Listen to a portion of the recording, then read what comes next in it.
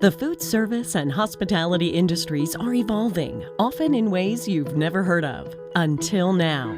Our host and technovator, Rob Grimes, is the leading voice of global food service and hospitality technology. Powered by the International Food and Beverage Technology Association, IFBTA, the Accelerate podcast is where technology and ideas are shared, served with a side of new innovation. Welcome to the Accelerate podcast. Welcome back to another episode of the Accelerate podcast powered by the IFBTA. I'm Rob Grimes, your host. And this week, we're going to continue the conversation we started last week, talking about maybe top 10 lists or what technology is going to be coming in 2024, not necessarily from my perspective or my predictions or what we've been talking about. But last week was from the industry cousins, I would call them. And this week, we're going to be talking about influencers. But speaking about cousins, just to recap, I did my usual spiel about fads versus trends and what's hot, what's not. But very specifically, we took a look at what the top list, the top tech list, let's call it that, of technology in the restaurant and food service industry, as well as our cousins in retail, C-stores, hospitality, lodging. Those would be the ones that we have so much crossover on, as we talk about all the time. And then we talked about the common themes between them, but the implications, what we can learn, what we can steal, what we can share, and in the end, what we're going to integrate and work together on anyway, as we work with those industries. So if you want to learn more about that, I'd suggest you listen to our last episode that really talked about the top tech lists and our industry cousins. Well, that brings us to talking about the top tech lists as we talk about those influencers, those outside our industry that either predict or influence technology that we should think about. It doesn't mean that we necessarily have the solutions today, but they're the areas we want to think about. And I can assure you that those entrepreneurs, that the suppliers to our industry globally are thinking about these things if they're following the tech trends, and you would hope that they are, and they're looking to the future and they're following what's going on, and they're also trying to figure out where they're going to invest, identifying what they think are the fads versus the trends and investing in what they expect to be the trends. And by the way, if they get it wrong, then what they're going to think about is who do they acquire, merge with, or partner in that case. But there's a lot of different indicators that are out there. But I'd like us to have an indicator as well. And so I call those the influencers, those that influence what happens in technology in general, and those that are not exactly industry cousins, but are, let's say, cousins to us, where there is some overlap where we learn and we can follow the lead, because you've got to take something from a vision to reality. And that really is the challenge of how do you find that vision, which we've talked about, but how do you turn it into reality? And reality, by the way, is something that we can use, but at the end of the day, reality has to have the investment nature on it. It has to have the ability of something that we can use, but at the same time, you have to get a return on your investment, whether it's time, whether it's your brain time, your brain power, whether it's your money financially, whether it's your customer service. Somehow it has to have a positive impact, because as we know in the hospitality, food service, retail industries, you're not going to invest in things that have no return at all. We have to have some sort of return or some sort of impact on our business that makes a difference. The difference, though, is that you take what comes from the influencers, you look at the predictions, and then you go ahead and you use them in a manner that works for us. It has to make sense for us. I call that the translation part of it. I feel like sometimes I spend a lot of my time translating between people, between those that have the tech or thinking about the tech, and then the actual usage. I don't consider myself a futurist out there, but I listen to what the futurists are saying. I observe. And then based upon that, I make my own opinion as to what I think may happen, taking into account a lot of factors that are out there, which makes it a lot of fun. And it makes it a lot of fun for our listeners and people that I talk to every day. And it makes for a lot of debates, as well. So let's talk about then the inspiration and the background of the top tech lists and trends and those influencers? Well, we have been talking about this for years. They generally tend to be those that circulate around us, that start with the idea, but then once an idea is found, that idea, that inspiration becomes a reality somewhere. The influencers, to me, when they're becoming a reality, are those industries and segments that use it every day, or they have what I call unlimited funds. So they take what the futurists are saying, and by the way, the futurists have to get translated somehow with it, and somebody has to actually add something to it that makes, what is this? You have to define it. And then you have that research component of it to say, well, how might this work? What's that vision? And sometimes the person who has the original idea, they're just so creative that it just comes out. And then I always look at this as well, after looking at the futurists and looking at those industries that influence us, that provide the backbone and the core nucleus for we can use it. But then I go to the consumer marketplace, which I talk about all the time. I generally will say those industries that do it to us, or the consumer that does it to us, because at the end of the day, the consumer, in fact, drives, what it is we need to provide in our industries, in the service industries of any sort. But our challenge is to how to think outside the box. And thinking outside the box is not just identifying the possible, what could be or how it could be, having that vision, putting that vision to play, but also sometimes thinking outside the box is looking at our cousins, our industry cousins, and other times thinking outside the box may mean looking at global, because a lot of times there are needs and there are things that come out of other areas of the globe, not just us, not just our industry, not just our industry cousins, but you have to think globally as well. I tend to look at things as looking at them in silos and then looking at them holistically. How do they fit together? The silo may get you the 100%. The silo may get you the technology itself. The silo may define the technology, but you have to think how it's going to fit in our ecosystem. Gee, there's a good word. I hear that a lot. But how's it going to fit within our environment? Because at the end of the day, our environment has lots of different components, from the equipment to the people to the guests to the customer. It has a lot of components. We've talked about that. Well, let's talk about who those influencers are. So I did say that a lot of the influencers are ones that are able to, after the futurists, okay, because we're going to talk about the futurists, but after the futurists have said, here's where I think technology is going, because they clearly can think outside the box and they think of things that we've never thought of. And those things end up in other areas, which we'll talk about. But after the futurist defines the technology, and maybe, by the way, it does end up in its inspiration and ideas in sci-fi authors are futurists. We see them in movies and television, in tech media, in the blogs and conferences we go to, and sometimes they're just great ideas. And I also look at somewhere in between the futurist and the reality of an industry. I actually look at all the crowdfunding apps, the Kickstarters and things, to see where people are looking for money. And some make sense, some don't. We've talked about that before, but that's sort of on the way to reality. So the unlimited funds. So I would put them under the military, healthcare, and education as three particular places with unlimited funds that are able to do research. And that really is the key.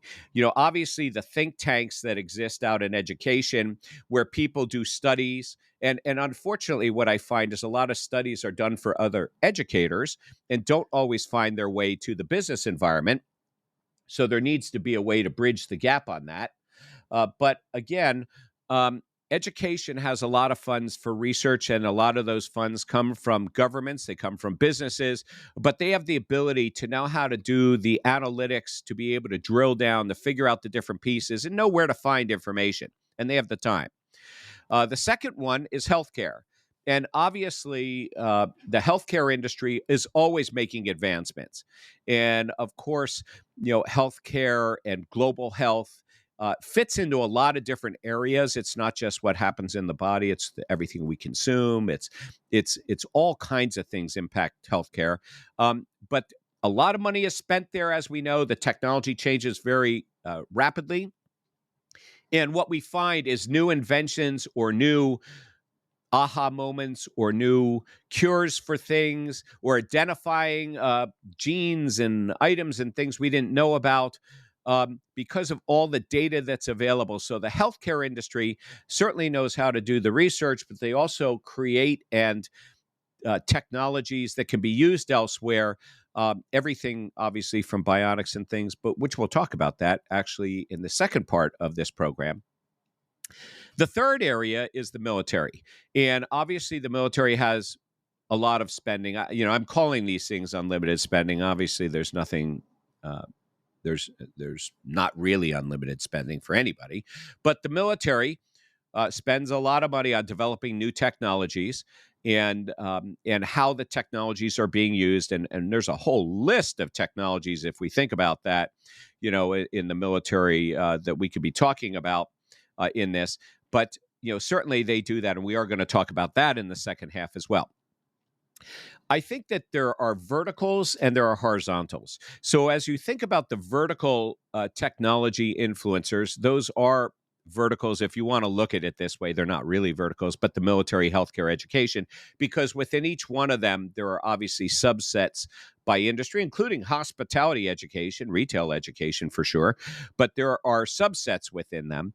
But let's consider those the verticals. But then you also have the horizontal influencers, the types of technologies that cut across the board that the funding is being used on. That's where your big data, data analytics, artificial intelligence, that's where your e-commerce comes in. Those are also subjects that are looked at, including, by the way, industry subjects such as, labor, would be one, which cuts across everybody. And so I like to look at things in verticals. I look at things in horizontals. The horizontals are the ones that cut across. In some ways, I would sit there and say that military, healthcare, and education may be horizontals that impact our industry, because our industries collectively also provide services and use technology that's specific to those individual industries and their needs. Well, we talked about the inspiration, the movies and TV, the sci-fi, the blogs, great ideas.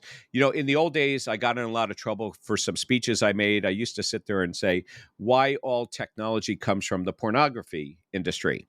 And I've had people quote me on that. I've gotten in trouble for it. It depends where you give that speech.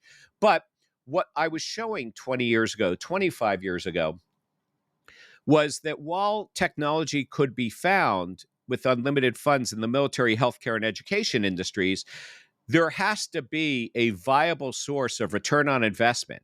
And in the early days, the pornography industry was one that you didn't have to go look at porn websites, but you could go in and look at pornography and at their title pages, at their front page.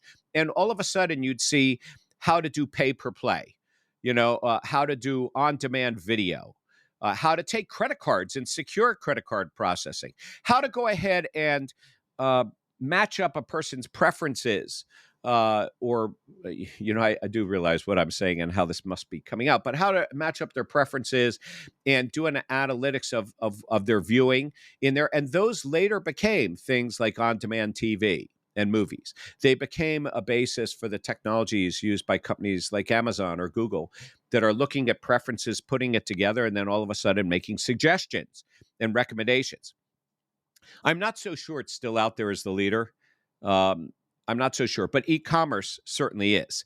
And so if we look at something of any kind of e-commerce, we can start to see people's preferences out there. If we look at social media, I think maybe that is the place to look at of how do we communicate, because there's so many different ways of communicating with people, and making suggestions to them, advertising, applying e-commerce on top of it, that perhaps the social media is our new area where the porn industry used to do it. Today, all of this is monetized and found in social media in different places like that are universally accepted rather than a small audience.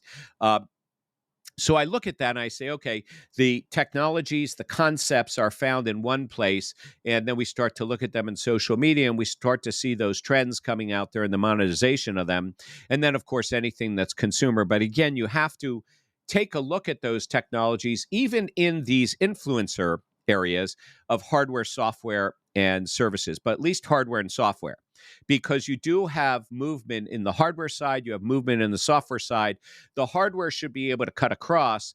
The software is really your silos of how something is used, even if it's using the same hardware, or even more so if we consider software to be the platforms that things are built on, which can include social media as well. Then how do we apply the very specific industry vertical focus or the siloed focus as it relates to an industry or an individual? So we're going to go ahead and take a shift in just a moment. We're going to start with the futurists. I want to talk about those people who are influencing the influencers. And then I want to talk about the tech leaders, the tech vision that's out there by industry, which would be those general influencers that then focus down in the hospitality, food service, retail, and the many segments as we talked about on the last episode.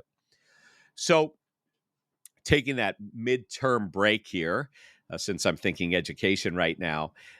If you're like me and you're exploring and seeking and feeding a passion for new technology and innovation, whether for work, within our industries, your own personal use, something that just makes you say, wow, take a picture, a video, send a link, send me an email directly at coolideas@robertgrimes.com to explore, learn, start that conversation. You don't know how many new ideas come up through that, where people will share that with me and we talk about it, and it actually generates something that is in Accelerate, or at least it gets you thinking.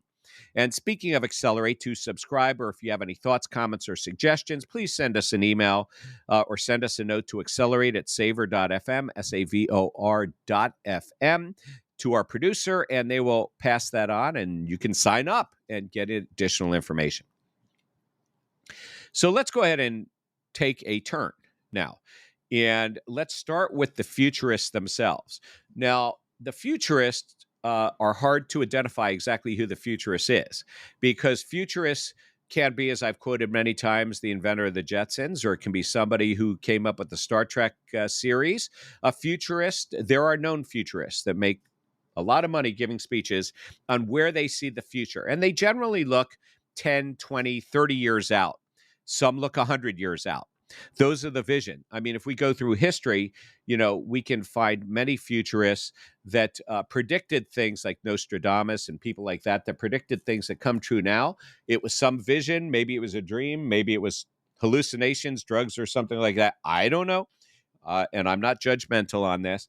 But the futurists make the predictions. But I want to boil it down to a few areas because I've taken a look.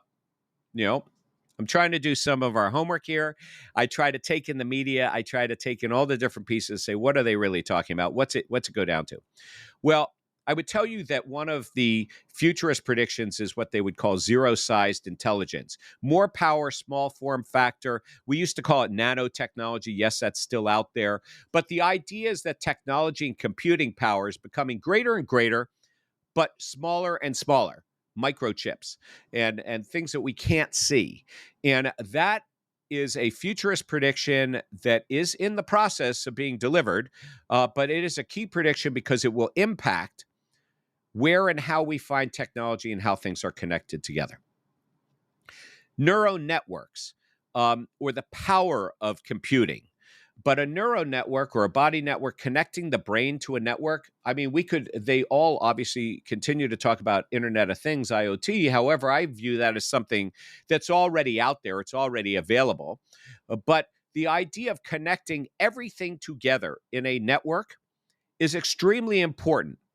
And these neural networks that connect our brain directly to the network. And we've started seeing the different paths of getting there, from the clothing to the wearables and things like that we've talked about, but ways to connect, but to share information in greater networks across the board. Dark networks. I had never heard that term, so I started looking this up. Just like dark kitchens, I guess using unused kitchen time for things when the kitchen's dark. Well, in this case, I have heard on politically, the term dark money, not knowing where it's coming from. And that really is what's going on. We have this is the good and the bad. Okay. But I do think that we have to look at the prediction, because the prediction tells us it's going to happen from the futurists. So what we're talking about here is dark networks and hidden identities. So not being able to identify a person's identity, which clearly is something that people are looking at, in security and things, good and bad, but also dark networks where we don't know where the network is, but it's just providing information out there, but we can't track where it's actually coming from. Again, we can sit here and start automatically thinking about all the negative things here, all the dangerous things that could come of that. I always look at it as is there is a dangerous side, but there's a positive side as well. And if people wanted to put down zero-sized intelligence and nanotechnology chips, and say, oh, people are going to be able to know all about us, and they're inserting chips in vaccines or whatever that's about. And again, this isn't a political discussion. There's just rumors and things out there. I sit there and I go, well, okay, so that happens. And sure, there is the negative side, but what about the positive side? We'll be talking about how being able to collect that data and look at trends could actually provide better health for people. So we have the neural networks, the connected and the dark networks. Communications and translation, or translators. We talked about that actually on the CES NRF piece, but I always think of the tricorder on Star Trek. Yes, I'm a Star Trek fan of the early Star Trek. But we also think about communications and translations not needing devices. Maybe it is a chip implanted in the brain. I'm not sure what it's going to be, but we've talked about it. But they see this as a prediction of the future, 10, 20, 30 years out. But also, because they're looking at surrogates and robots and avatars, which will be our next subject, how are we going to communicate with them? So the communication between the computer and the human is something that the futurists are predicting is going to get improved to be seamless. And whether that's, I don't know what this means, but whether it's through a chip in the brain or whatever it is that we're connected to, it'll be seamless. And we'll be connecting to these computers, whatever they are. And the interaction will be seamless and seem natural. That would bring us to surrogates, robots, and avatars. We will have representations of ourselves, and they are predicting this, not just robotics. I had a conversation over coffee this morning about whether robots are going to come in and we're not going to be able to tell the difference between a robot and a human, or a live human and a robotic human. I don't know. Maybe the definition of human is going to change here, especially if we have humans being developed in petri dishes like meat can be. So I don't want to go down that rabbit hole or a tangent, but yes, I look at this and I say, what's a human? I don't know. The definition may change, but we are going to see robotics that will become lifelike. They already are. Surrogates that are able to do a job for us or assist us in our job. And obviously the avatar, which is the digital representation of ourselves. And there will come a point where they may or may not be distinguishable as to whether they are you or not. And we will deal with the good and the bad on that. But we're going to need to be able to do this. It also may mean being able to do things in places that we can't get to and provide good in the world or outside the world. And so the futurists are telling us we need to look at the surrogates, robots, and avatars. Talking about outside the world, we have space travel for sure. I saw even in the news this past week about a new space travel company, private, to do a moon landing. We know that Elon Musk has talked about Mars. We've talked about space tourism. So space travel it's already here. It's inevitable. People are doing it and they're paying the fee to go up in these rockets. But we will see colonization and we have to prepare for that. That is going to change the hospitality, food service, retail industry, because people will expect what they're getting here anywhere, but it may change what we deliver, how we deliver. That brings us into virtual and augmented reality, the digital world, creating immersive technologies that are out there. They are predicting that we will create the environment. We will be there in augmented virtual reality. We may not be there in person. We may be able to feel like we're there in person. I do believe at some point, things like teleportation will take us there in person. But until we get there, we're going to have to be represented and instantaneously, and that's going to improve. And we could go down a whole slew of subjects on that one. And then how do you get there? Well, people have started talking about blockchain and Web3, and even Paul Barron, who is part of this network and has brought this network to life, spends all of his time on blockchain, the Web3, the future, the currencies, and predicting how that's going to impact our industry. probably before his time on this or before our time, but he's pointing it out as a futurist to our industry. And those are how we get there and how it's out there. Okay, so I'm taking a breath. Because if that's what the futurists are telling us, the general areas, now we have to apply those things to our industries themselves, make them work. So now I want to go back. We're not going to talk about our industries. We're not going to talk about the industry cousins. What we're going to talk about are industry influencers. So I want to take us back to education, healthcare, and the military. So if we start with tech ed, the education industry, and we take a look at that and see what their tech trends are, what they are focused on, we will see that they are focused, obviously, in education on learning. And so as part of learning, they're looking at personalized and adaptive learning, which means that really being able to focus on the individual and how they learn, the process they learn, what they need to learn, and provide that learning in a way that works for them where and when they need it is what they're focused on. That is something that as education figures that out, it's not, by the way, what education is researching in tech, it's how they're using tech. That's what we're talking about here. Gamification, they have figured out that everything needs to be games, rewards, badges. They've started doing that in classes. I actually visited my hospitality alma mater, Penn State, last weekend, and we were talking about this, and they were even talking about how are they giving students badges and rewards there. Microlearning, well, a badge or a reward comes to bite-sized modules, giving people little bits and pieces of modules and learning and then being able to put those together. Then you have the social and emotional learning, the two types. How do people learn? But there's their socio and social background and their emotional piece. Now, a lot of focus on this is also being done in the healthcare industry because of mental illness. But if we take a look at it differently, how do you take a person's background to help them to learn? And then you have hybrid learning environments. There's no such thing as a single learning environment anymore. You may be learning at home in distance. You may be in person. It may be different types of learning, like immersive learning and all kinds of different media that are used in it. And that does bring us to immersive learning. You know, the best example I can use on that is the Meta ads that I was seeing about a year or so ago, where they were showing a person learning and actually putting on some sort of reality headset, and now they're in the dinosaur age and they're with the dinosaurs, or they're flying a jet plane.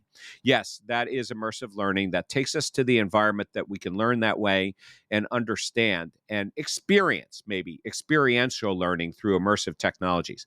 And then the datafication and the learning analytics, really being able to learn by observing how people learn and looking at all the data available to, again, do that personalized and micro learning and the social emotional learning and the hybrid learning. You look at all the data and analytics and you start to see trends.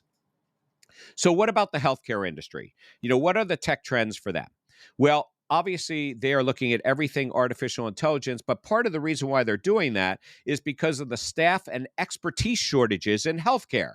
So they have to be able to spread the expertise, not just because they have a shortage, but they want to be able to share it globally on a real-time basis and instantly when somebody needs it. Because new things are being developed, you can't stay on top of it, and you might need it at a nanoseconds notice. That also brings us to virtual collaboration, where teams of experts are able to share their expertise because you can't be everywhere. But also, if you put it into the future, if you put it in technology, then AI can go to work and start to look at the trends and point out things there. The integrated diagnostics, monitoring, and care, and in our industry, self-maintenance. Again, because of all the wearables, and now we go back to the concept of the neurotechnologies and having chips perhaps embedded in us, we are able to do diagnostics ahead of the time and make predictive analysis because of the larger database and the pool of information that's available, including the gene pool that's out there and identifying those characteristics and traits. And then what do they do with this? Besides being the one-on-one personalization of healthcare, they take a look at how do they tackle and identify health disparities, requirements, the environments, localization, to start being able to do things on a local level. And a lot of this is also available because they can monitor people on a real-time basis, either through parts and pieces that are there inside and outside the body, the wearables, and then they take outside factors like environment and pieces like that. And of course, robotics plays in as well, because we see more surgeries being done by robotics, which means that they can be more skilled, more exact, and it can help even a person who has a lot of expertise to be able to continue longer. So that would then bring us to the military. Well, clearly, the one thing we've seen over the last couple of years is the military using a lot of drones and robots, maybe killer robots is the way I'm seeing it. But when I went to CES this year, I saw the military. I saw a lot. It wasn't the military. I saw a lot of artificial intelligence LiDAR radar dogs. I don't know why dogs, but now I do know why dogs, because the military is doing this. And they're using dogs because of the small form factor, the 4 legs, but they're robots, to be able to look at bombs, to have cameras on them, to go into dangerous situations. And I start seeing that being used for commercial environments as well. The Internet of Things and artificial intelligence, clearly the same as everybody else. Augmented reality and immersion, but cyber warfare and gamification. Anybody remember War Games, the movie? Not sure what year that was. That was in the 80s. Okay. But, do you want to play a game? But then doing the simulations and the gamification of warfare is, again, technologies that they're working on that find themselves in other industries. The 3D printing of parts and pieces and weapons, also used within the healthcare industry to create, heart valves and things like this. But again, to be able to create it on the battlefield anywhere. Connectivity. They obviously have to have universal connectivity, including in remote locations, and I would say also in space, to satellites. And then the big data and analysis and blockchain as well. Well, to wrap it up, these influencers in education, healthcare, and the military have things in common as well. Certainly the AI, the blockchain, the connectivity are. Anything with engagement, whether it's virtual, augmented, or immersive. The robotics themselves and how robotics are being used across the board. And also the big data, the analytics of making conclusions based upon all the data they're collecting. And those 3 industries collect a lot of data. They share it with each other, and then they research, they study it. And then some entrepreneur comes around and creates something that might be used in our industry that makes some sense. And now we know where they came from, but they were given the idea, and they were given those ideas, from the original futurists. So with that, I hope that gave you a lot of information to think about so we can continue in the future. But this podcast is brought to you by the International Food and Beverage Technology Association.